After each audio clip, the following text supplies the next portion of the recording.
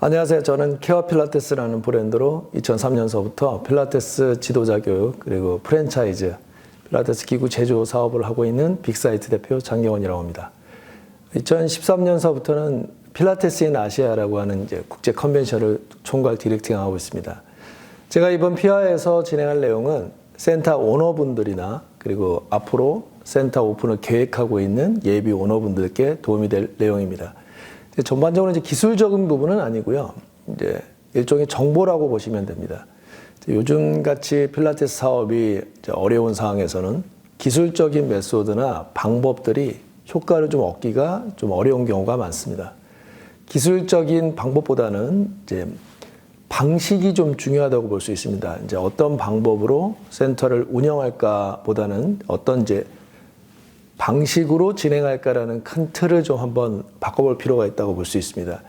사실은 이제 방법과 방식인 비슷한 단어 같지만 실제 그 결과물에 대해서는 아주 다르게 나타날 수 있습니다.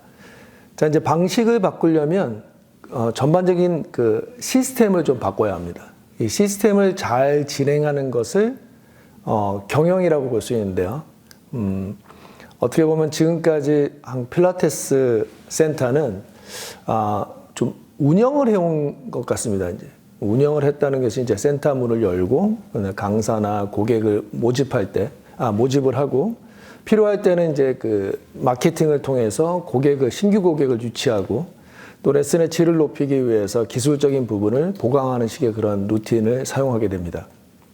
자, 이제 이런 이제 운영 방법들은 경기가 되게 좋고 경쟁 센터도 이제 별로 없을 때 초기 단계에서는 잘 됩니다. 이제 운영만 해도 잘 돌아가는 거죠. 이제 모두 다 이제 인프라가 잘 구축되어 있고 다 잘 되니까요. 이제 하지만 요즘처럼 그 경쟁이 좀 심하고 경기가 나쁠 때는 이제 운영만 하는 이런 방법은 결과적으로 속칭 망하게 되는 길이 될 수 있습니다.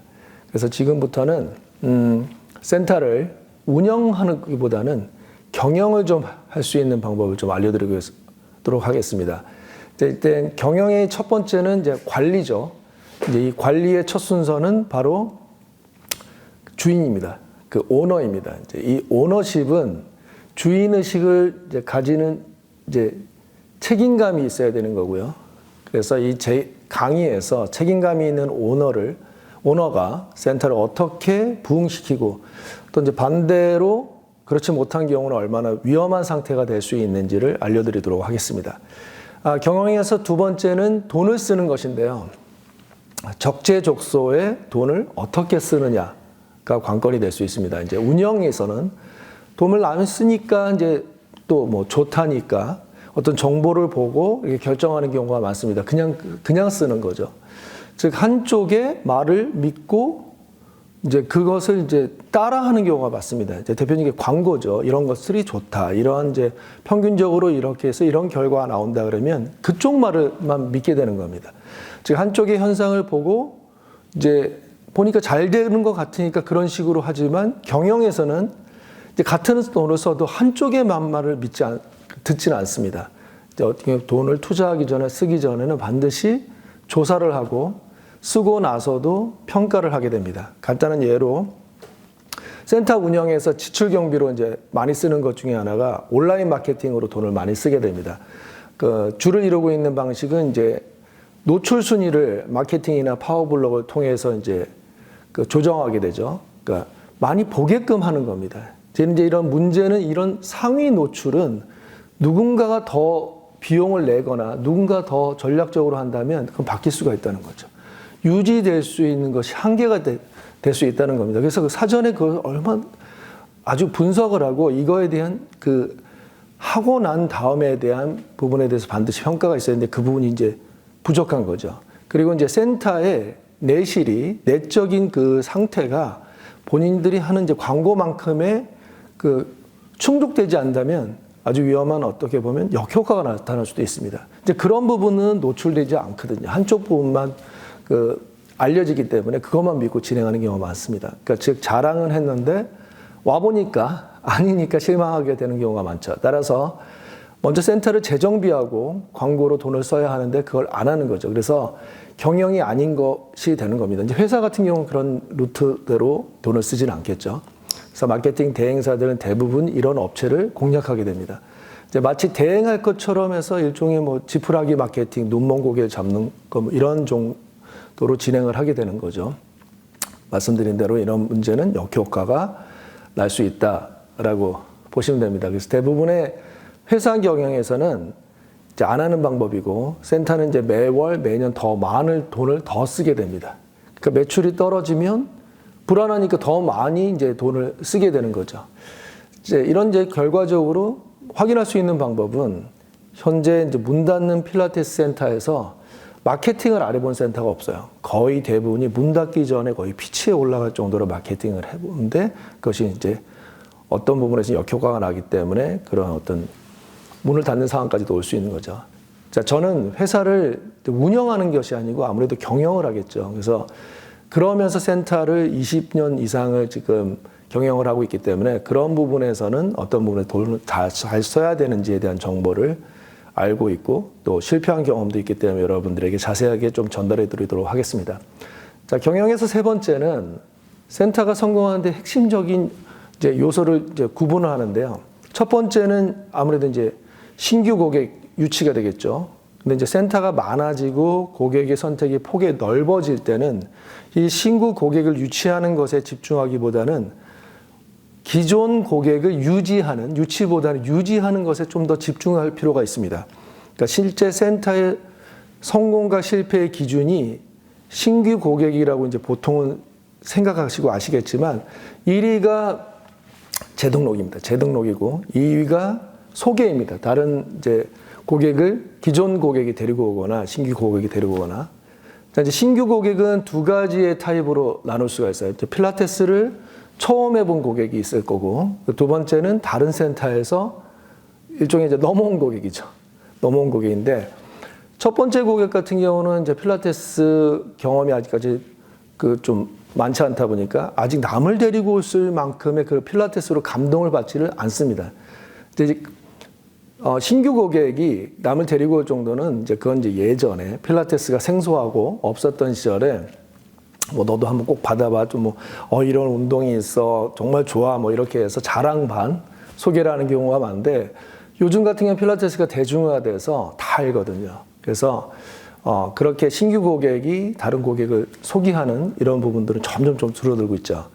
그러니까 이제 두 번째 타입이 이제 다른 데서 넘어온 고객분들은 다른 데서 왔다는 것 자체가 호불호가 확실하다는 거예요. 선택의 폭을 그때그때마다 바꿀 수 있는 어떻게 보면 철새 고객이라고도 할 수 있는데 무조건 부정적으로 생각하는 것은 아니고요. 다른 데서 왔기 때문에 소개를 하기 전에 이미 자기 선택으로 또 다른 곳으로 갈 확률이 높습니다. 자기한테 이로운 곳 쪽으로 없기 때문에 이런 고객분들에 대해서 정확히 판단하고 공략을 하지 못하면 실패할 확률이 높은데요.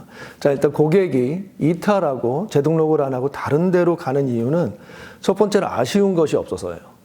찝찝함이 없어서겠죠. 이제 다른 데를 가라고 해도 가기 좀 찝찝함, 바로 그게 이제 어디에서 나오는지, 그 센터에서 어디에서 나온지를 파악을 한다면 그 센터가 아주 경쟁력이 높은 건데 대부분의 경쟁력은 기존 고객이나 어떤 고객을 평가해서 그런 상황이 어떻게 벌어진지에 대한 원인이나 출발점을 생각하기보다는 다른 센터보다 무엇이 또 강점이냐, 시설이냐, 뭐 레슨비냐, 레슨의 종류냐, 뭐 이런 프로그램이냐, 이런 양적인 거나 질적인 거, 아니면 기구가 다른 센터보다는 우리 센터는 뭐 명품 기구를 가지고 있다든가 이런 식으로 하드웨어적인 걸 얘기하는 이런 부분의 비교 수치로 경쟁을 하는 경우가 많은데 경쟁 센터에서 강화점을 가지려고 그러면 정확하게 그 센터가 무엇이 강한지에 대한 원인, 그 부분은 어디에서 근거하는지에 대해서 아는 센터가 경쟁력이 있는 센터라고 볼 수 있습니다.